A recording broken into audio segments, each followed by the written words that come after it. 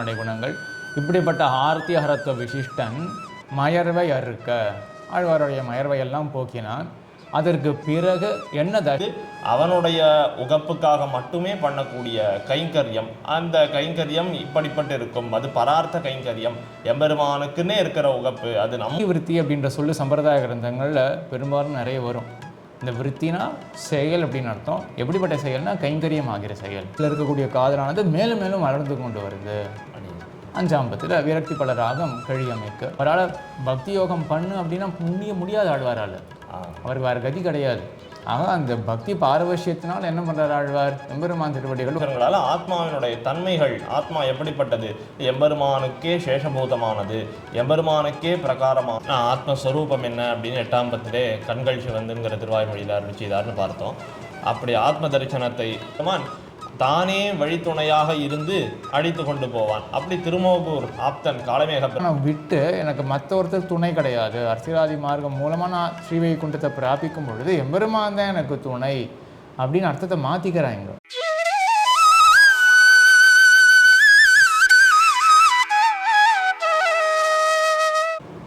ஸ்ரீமதே ராமானுஜாய நமஹ.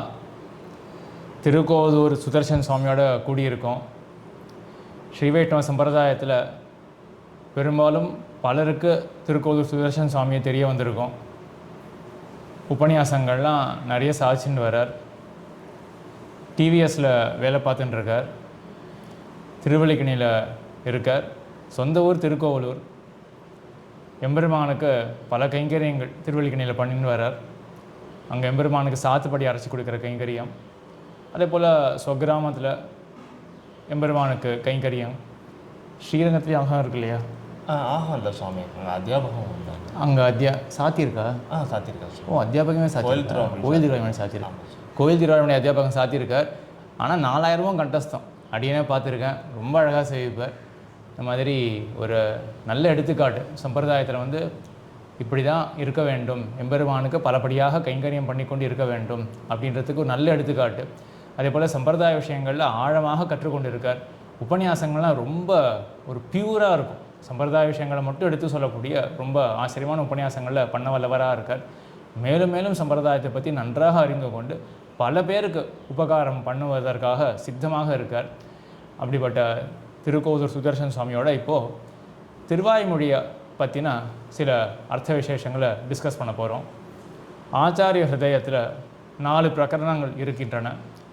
4ஆம் பிரகரணத்தில் ஒரு சூர்ணிகையால் ஆழ்வார் ஒவ்வொரு பத்தினுடைய சுருக்கத்தை என்ன தெரிவிக்கிறார், என்ன பகவத்குணத்தை தெரிவிக்கிறார் என்பதை சுருக்கமாக நாயனார் ஒரு சூர்ணிகையில் சாதிக்கிறார்.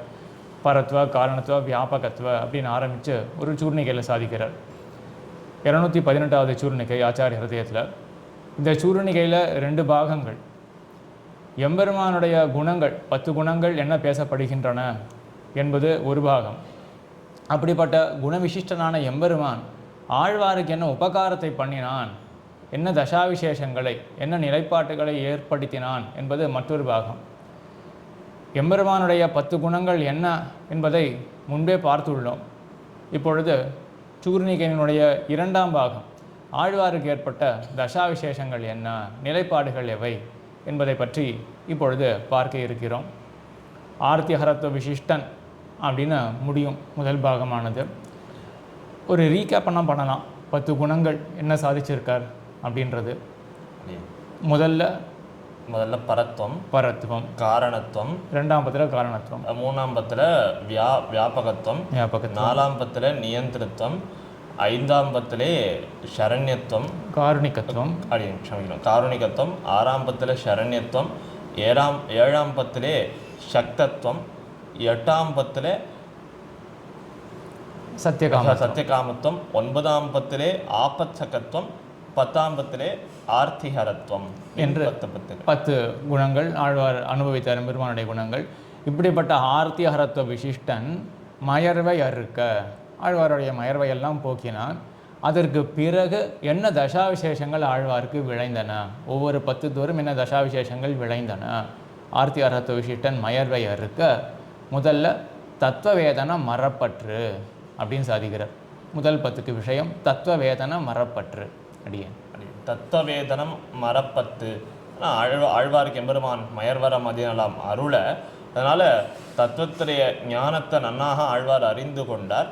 மரப்பத்து அப்படின்னா அது அஞ்ஞானத்துக்கே இடமில்லாதவாறு நன்னாக மறப்பதற்கே ஹேது இல்லாதவாறு நன்னாக ஆழ்வார் அறிந்து கொண்டார். அதான் தத்துவவேதன மரப்பத்து அப்படின்னு முதல்.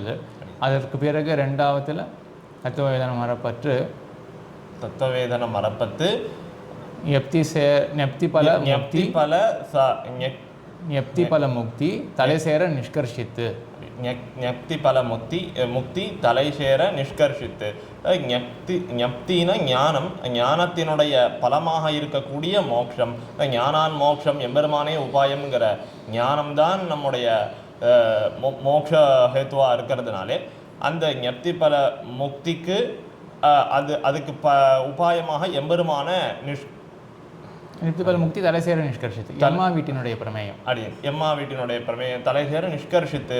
அந்த எம்பெருமான அடைகையாகிற அந்த புருஷார்த்தம் அவனை அடைந்து அவனுடைய உகப்புக்காக மட்டுமே பண்ணக்கூடிய கைங்கரியம். அந்த கைங்கரியம் இப்படிப்பட்டு இருக்கும். அது பரார்த்த கைங்கரியம், எம்பெருமானுக்குன்னே இருக்கிற உகப்பு, அது நம்முடைய உகப்புக்காக கிடையாது அப்படிங்கிற அந்த நமக்குங்கிற அந்த ஒரு விரோதியை போக்கி எம்பெருமானுக்கே உரியது அந்த கைங்கரியம். ஆத்மவஸ்து எம்பெருமானுக்கே உரியதுங்கிற அந்த பலனை நிஷ்கர்ஷித்து காட்டுறார் இரண்டாம் பத்தில். நிப்தி பல முக்தி தலைசேர நிஷ்கர்ஷித்து, முக்தி பல மோட்ச பல விருத்தி செய்ய அர்த்தித்து அப்படின்னு மூணாம் பத்தில் சாதிக்கிறார். மோட்ச பல விருத்தி அப்படின்னாலே எம்பெருமானை அடைந்த பிற்பாடு நாம் அவனுக்கு பண்ணக்கூடிய அந்த அனுபவ ஜனித பிரீத்திகாரித்த கைங்கரியம். எம்பெருமான அனுபவிக்கிறோம். மதங்கள்லாம் எம்பெருமான அடைந்து எம்பெருமான் பிரம்மத்தை அனுபவிக்கிறான்ங்கிறதோட முடிஞ்சிடுறது. வேதாந்தமே தொட முடியாது.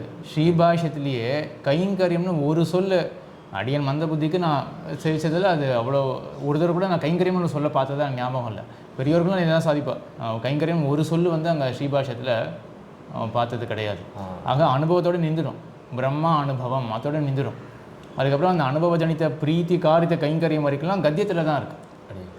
ஆக அப்படிப்பட்ட அந்த மோட்சத்துக்கு பலமாக இருக்கக்கூடிய விருத்தின்றது அந்த மோட்சத்துக்கு பலனாக இருக்கக்கூடிய ஒரு செயல்.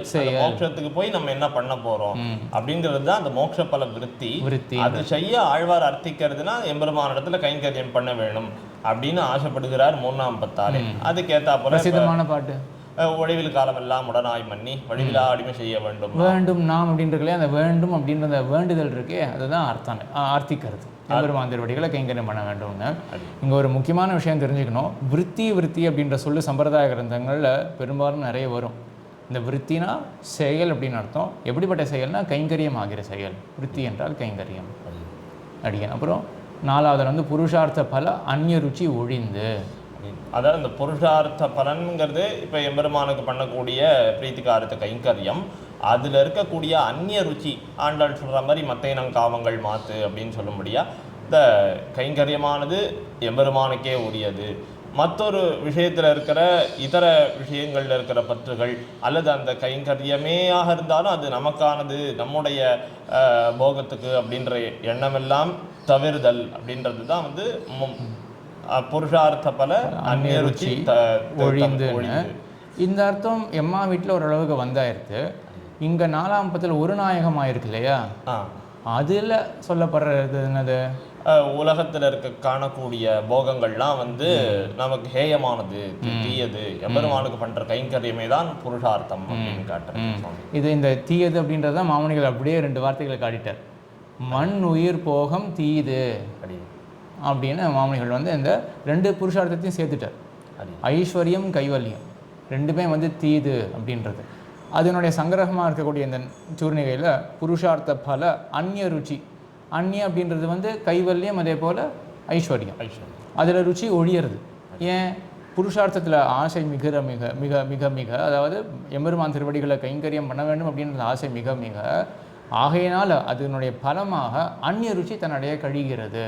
புருஷார்த்த பல அந்நிய ருச்சி ஒழிந்து ஐஸ்வர்ய கைவல்யங்களை ருச்சியானது ஒழிய அதற்கு பிறகு புருஷார்த்த பல அந்நிய ருச்சி ஒழிந்து விரக்தி பல ராகம் கழியமிக்கு.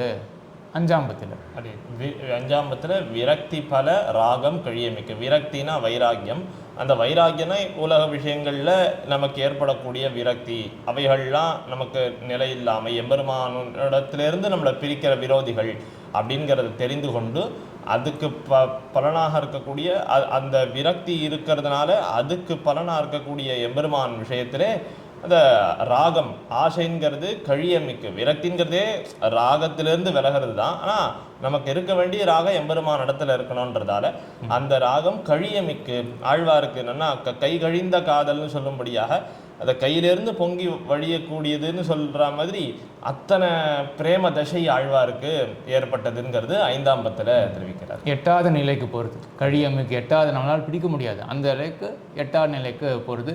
பாட்டே வருது இந்த 5ஆம் பத்தில் 3 காதல், பேரமர் காதல், கழியமிக்கதோர் காதல், பின்னின்ன காதல். ஆமாம், வரிசை கொஞ்சம் மாற்றம். ஆமாம், பேரமர் காதல், பின்னின்ன காதல், கழிமிக்கதோர் காதல்.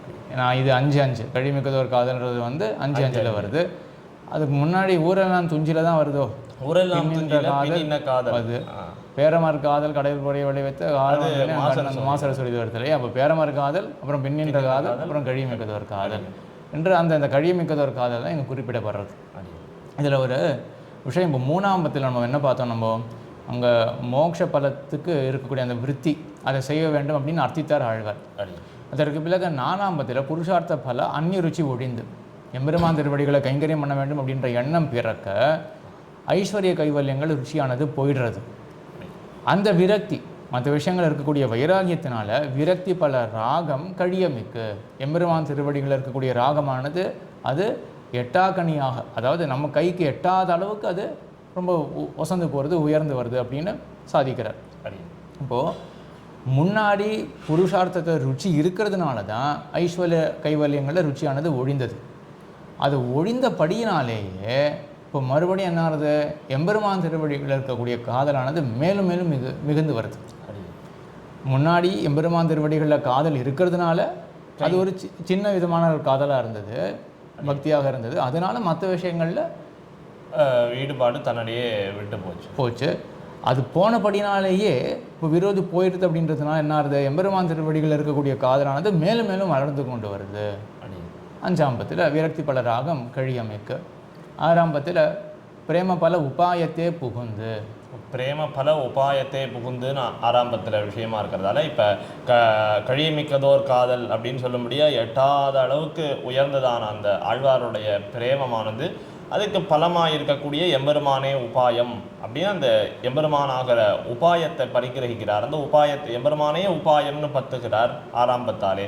பிரசித்தமாக உலகமண்டு பெருவாயால் திருவேங்கடமுடையான அலர்மேல் மங்கைய புருஷகாரமாக கொண்டு புகழொன்னில்லா வடியேன் அப்படின்னு தம்முடைய அனன்ய கத்தித்வத்தையும் ஆக்கிஞ்சன்யத்தையும் வெளியிட்டு அவன் திருவடிகளை சரணமாக பத்தறார் என்று பார்த்தோம். ஆமாம், இதில் பிரேம பலம் அப்படின்னு இருக்கு இல்லையா, பிரேம பலமாக இருக்கக்கூடியது இந்த உபாயம். இந்த எம்பெருமான உபாயம்னு ஸ்வீகாரம் பண்ணுறாரு ஆழ்வார். எப்படி பண்ணுறார் ஆழ்வார், பிரேமத்தினுடைய பலமாக ஆழ்வாருடைய உபாய ஸ்வீகாரமானது இருக்குது. இதில் முக்கியமான ஒரு ஸ்ரீவச்சன பூஷண அர்த்தம் அடங்கி இருக்கு. இதில் பிரபத்தி பெறும் அதிகாரிகள் 3 அர்ச்சாவதாரத்தில் பிரபத்தி பண்ணக்கூடிய அதிகாரிகள் 3 இல்லையா, அத்தோடு இதுக்கு தொடர்பு இருக்குது. ஆழ்வார்கள்லாம் எப்படி பிரபன்னர்கள், ஆழ்வார் பக்தி பாரவசியத்தாலே பிரபன்னர்கள் ஆழ்வார்கள் இருக்கு இல்லையா. ஆக அதுதான் இந்த அர்த்தமே. பிரேம பல உபாயத்தை புகுந்து அப்படின்றது ஆழ்வாருக்கு அப்படி ஒரு பக்தி உள்ளடங்காமையால் அவரால் பக்தி யோகம் பண்ணு அப்படின்னா முடியாது ஆழ்வாரால். அவருக்கு வேறு கதி கிடையாது. ஆக அந்த பக்தி பாரவசியத்தினால் என்ன பண்ணுறார் ஆழ்வார், எம்பெருமான் திருவடிகள் உபாயமாக ஸ்வீகாரம் பண்ணுறார். ஞானத்தால் ஆச்சாரியர்கள் தான் அவர்களுக்கு இந்த நம பதார்த்தத்தினுடைய ஞானமானது தெள்ள தெளிவாக மனசில் ஓடின்னு இருக்கு. ஆகையினால எம்பெருமானே உபாயம், திருக்கண்ணமங்கை ஆண்டான போல எம்பெருமானே அப்படின்னு துணிவு வருது இல்லையா. ஆழ்வாரும் அதை தான் ஸ்வீகாரம் பண்ணுறார். பகவானுடைய உபாய பாவத்தை அங்கீகரிக்கிறார். எப்படி அங்கீகரிக்கிறார், பக்தி பாரவசியத்தினால. ஆக பிரேம பல உபாயத்தை புகுந்து, அப்புறம் உபகார சாதன பல உபகார கைமாறின்றி, சாதன பல உபகார கைமாறின்னி. எம்பெருமானே சாதனம்னு அவனை பற்றி ஆயிட்டு அந்த எம்பெருமான சாதனமாக பற்றுவதற்கு காரணம் என்ன, அவனை உபாயம்னு நாம் போய் பற்றுவதற்கு காரணம் என்னன்னா எம்பெருமான் தானே பண்ணின சிருஷ்டி அவதாராதி முகத்தாலே பண்ணின கிருஷி பலம் எம்பெருமானுள்ளே நம்ம சூக்ஷ்மமாக இருக்கோம். சித்து அச்சித்தெல்லாம் அவைகளுக்கெல்லாம் தன்னுடைய கிருபையே காரணமாக கொண்டு வேறத்தையும் காரணமாக வச்சுக்காம அவன் தானே அவைகளுக்கு பேர் உருவம் முதலானதெல்லாம் கொடுத்து சிருஷ்டி பண்ணி இருக்கிறான். அப்படி சிருஷ்டி பண்ணின காலத்திலேயும் தமக்கு சாஸ்திரங்கள் முதலான விஷயங்களாலே நமக்கு ஞானத்தையும் கொடுத்து மேலும் தானே அவதாரங்கள்லாம் பண்ணி நம்மிடையே ஒருத்தனாக வாழ்ந்து இது மாதிரிலாம் நிறைய உபகாரங்களை பண்ணினதுனாலே இதையெல்லாம் பார்த்து தான் நம்ம எம்பெருமான உபாயம்னே அறிந்து கொள்ளுகிறோம். அப்படிப்பட்ட பேர் உபகாரத்தை பண்ணின எம்பெருமானுக்கு செய்யறதுக்கு எனக்கு கைமாறு இல்லையே அப்படின்னு ஆழ்வார் பாருகிறார். உதவி கைமாறு என்னுயிர் என்ன உத்தெண்ணில் அதுவும் மத்தாங் அவன் தன்னது. சரி, இவனுக்கு இவன் பண்ணின உபகாரத்துக்கு கைமாறாக நம்முடைய ஆத்மாவே நம்ம சமர்ப்பிக்கிறான் அப்படின்னு பார்த்தா அதுக்கும் வழி இல்லை. ஏன்னா ஆத்மாவும் அவனுடையதே தான், அவனுடையதே எடுத்து அவனுக்கே கொடுக்குற மாதிரி இருக்கு. அதனால பாடிய அப்பனுக்கு எதுவும் ஒன்றுமில்லை செய்வதிங்கும் அங்கே. ஆனால் அவனை செய்யறதுக்கு எந்த விதமான உபகாரமும் நம்ம கையில் கிடையவே கிடையாது. எதையாவது பண்ண புகுந்தால் கடைசி பட்சமாக ஆத்ம சமர்ப்பணத்தையே பண்ணால் கூட அதுவும் அவனுடையது தான், நம்முடையதுன்னு சொல்லி அவனுக்கு கொடுக்கறதுக்கு எதுவும் கிடையாது அப்படின்னு 7ஆம் பத்தாலே ஆழ்வார் அருள். ரொம்ப அழகான அர்த்தம். ஆக சாதன பல உபகார கைமாறின்றி அந்த தடுமாற்றம் ஆழ்வார் அனுபவிச்சது 7ஆம் பத்தில். அதற்கு பிறகு 8ஆம் பத்தில் சாதன பல உபகார கைமாறின்றி கிருத்தஜ்ஞதா பல பிரதிகிருத்தமானத்தை உணர்ந்து 8ஆம் பத்தாலே கிருத்தஜ்ஞதா பல பிரதிகிருத்தமானம். ஏன்னா ஆழ்வாருக்கு இப்போ எம்பெருமானுக்கு சமர்ப்பிக்கிறதுக்கு கைமாறு எதுவும் இல்லைன்னு சொல்லிட்டார்.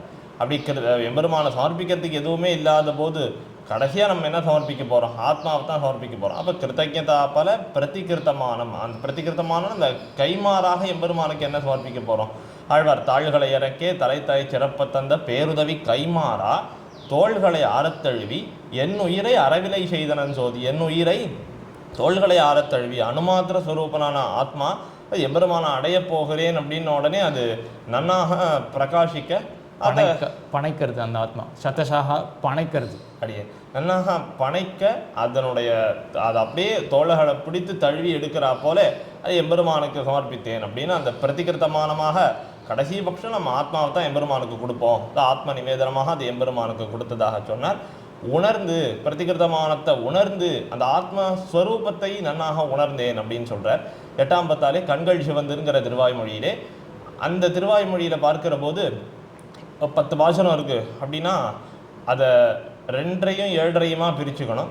அந்த 7ங்கிற விஷயத்தில் எம்பெருமானுடைய தன்மைகள் எல்லாவற்றையும் ஆழ்வார் அருள் செய்கிறார். மீதி அந்த 2ல ஆரம்பிக்கிறார். எம்பெருமானுடைய பகவத் ஸ்வரூபத்தை சொல்கிறதுக்கு அங்கே ஆரம்பிக்கிறார். அப்புறம் 7 பாட்டில் ஆத்மாவுடைய தன்மைகள்லாம் அங்கே மேற்கொண்டு சொல்கிறார் அடியன் சுவாமி. இந்த 7 பாசுரங்களால் ஆத்மாவினுடைய தன்மைகள், ஆத்மா எப்படிப்பட்டது, எம்பெருமானுக்கே சேஷபூதமானது, எம்பெருமானுக்கே பிரகாரமானது அப்படிங்கிறதெல்லாம் அருள் செய்து இது ஆத்மாவுடைய ஸ்வரூபமாக இப்படிப்பட்ட ஸ்வரூபத்தை உடையதான ஆத்மாவை எம்பெருமானுக்கு சமர்ப்பிக்கிறார் 8ஆம் பத்தாலே. சென்று சென்று பரம்பரமாயின தேகேந்திரியமான பிராணதி விலக்ஷணனான ஆத்மா. சென்று சென்று பரம்பரமாய், இந்த உடம்பு கிடையாது, இந்த இந்திரியம் கிடையாது அப்படின்னு இந்த உடலாதி இந்த மற்ற பிராகிருத வஸ்துக்களை காட்டி நம்ம ஆத்மாவை வேறுபடுத்தி அப்படிப்பட்ட ஆத்மாவானது எம்பெருமானுக்கு சேஷபூதம் பிரகாரபூதம் அப்படின்றத அங்கே தெரிவிக்கிறார். இதில் 7ஆம் பத்து கடைசியில் இவர் கைமாறு இல்லாமல் தடுமாறினார், ஆத்மாவை சமர்ப்பணம் பண்ணார். அதுக்கப்புறம் ஆளவந்தாருக்கு முன்னோடியாக இருந்து கொண்டு ஆளவந்தார் சாதிச்சார், அத்தவா கின்னும் சமர்ப்பயாமித்தே அப்படின்னு தடுமாறினார். அதுக்கெல்லாம் முன்னோடியானவர் ஆழ்வார் தான். இவ்வளோ தடுமாற்றத்துக்கு பிறகு மறுபடியும் 8ஆம் பத்தினுடைய ஆரம்பத்திலே தேவிமாரிலே வருது இல்லையா, தோள்களை ஆற தழுவி அப்படின்றது தேவிமாரிலே வருது. 8ஆம் பத்து முதல் பதிகத்திலேயே வருது. கீழே தான் எங்கள் 7, 9 தான் தவித்தார், என்ன பண்ணுறதுன்னு தெரியலையே அப்படின்னு. இருந்தாலும் மறுபடியும் இந்த கிருத்தஜ்ஞதா அனுசந்தானமானது ஆழ்வாரை தூண்ட ஏதாவது சமர்ப்பிக்க வேண்டுமே அப்படின்னு சமர்ப்பிக்கிறார். பிரதிகிருத்தமாக இருக்கக்கூடியது, சமர்ப்பிக்கப்படக்கூடியது இந்த ஆத்மவஸ்து. அதனுடைய தன்மையை ஆழ்வார் 8ஆம் பத்தினுடைய கடைசியில் கண்கள் சிவந்து அப்படின்ற இடத்துல அவர் உணர்கிறார். அடியன் இதெல்லாம் கடினமான விஷயம். அடியன் மறுபடியும் ரிப்பீட் பண்ணுறதுக்கு காரணம் என்ன அப்படின்னா, இப்போது சுதர்சன் சுவாமி சாதிச்சு இந்த கடினமான விஷயத்தை ஃபாலோ பண்ண முடியாது அப்படின்றதுக்காக மட்டும் மறுபடியும் ரிப்பீட் பண்ண வேண்டியதாக இருந்தது. 8ஆம் பத்தில் அந்த மாதிரி சாதிச்சார். அதுக்கப்புறம் 9ஆம் பத்தில் பிரதிகிருத்தமானத்தை உணர்ந்து ஆத்ம தரிசன பல மரணாவதியாக பெற்று அடியன் ஆத்ம தரிசன பல பிராப்தியை மரணாவதியாக பெற்று அவன் மரணாவதியாக பெற்று ஆத்ம தரிசன பலத்தை ஆத்ம தரிசனம்ங்கிறது இப்போ ஆழ்வாருக்கு ஏற்பட்டது. எம்பெருமானுக்கே பிரகாரமான வஸ்து அப்படிங்கிறதையெல்லாம் உணர்ந்து எம்பெருமானுக்கு சமர்ப்பித்த பிற்பாடு இந்த ஆத்மா எப்போது எம்பெருமானை சென்று அடையும், அந்த பிராப்தி எம்பெருமானை சென்று அடைவது எப்போது அப்படின்னு கேட்டால் மரணாவதியாக, மரணமானால் வைகுந்தம் கொடுக்கும் பிரான் என்ன அந்த திருக்கண்ணபுரத்து பெருமாளை பற்றி ஆழ்வார் அருளி செய்திருக்கிறதாலே மரணமானால் வைகுந்தம், சரீரம் தொலைந்தவாறு தேகாவசானே முக்திஹி அப்படின்னு சொல்லும்படியா சரீரத்தை விட்டவாறு நேராக மோட்சம்தான், எம்பெருமானை அடைந்து அவனுக்கு பிரீத்திகாரித்த கைங்கரியங்களை பண்ண வேண்டியது தான். இன்னும் 9ஆம் பத்திலே அந்த பிராப்தி எப்போது சித்திக்கும் அப்படின்னு ஆழ்வார் தெரிவித்தார். இந்த 9ஆம் பத்தில் தான் ஆழ்வார் கேள்வியும் கேட்டார். நாளேல் அறியன் எனக்குள்ளன உருகுமான் நெஞ்சம்ல வருதா, நாளேல் அறிய அறுக்கும் வருது இல்லையா.